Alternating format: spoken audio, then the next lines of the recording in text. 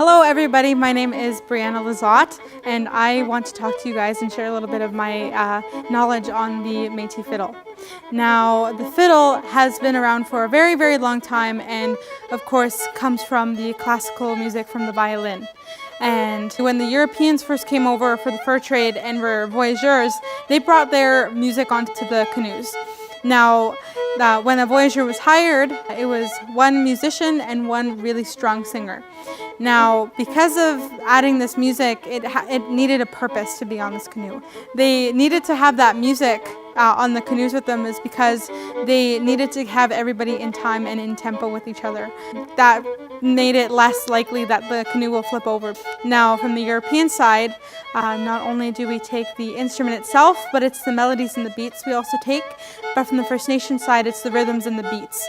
So these unique styles coming together create something really new and exciting, because with the First Nations rhythms and beats and the European melodies, this creates and makes our melody a little bit crooked.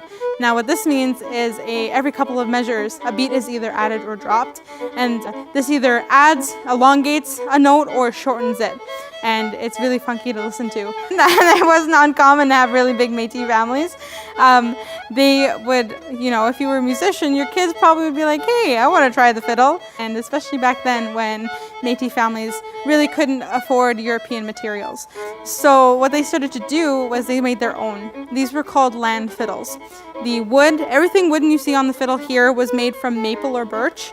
Same with the bow. This hair here is actually from horse hair, and still to this day people use horsehair because it's just the best quality and gives the best quality of sound.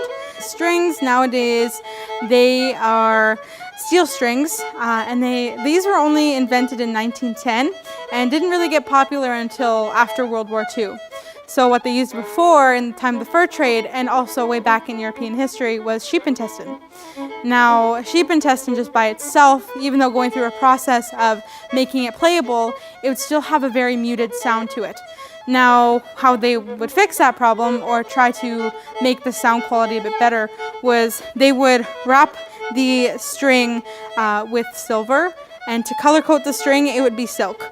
Now with these added materials, of course, silver and silk are very expensive, so this made the gut strings a lot more pricier. So Métis homes and Métis families started to use their own animals for their strings. So those are some really cool facts that I love to talk about when it comes to the history of the Métis fiddle.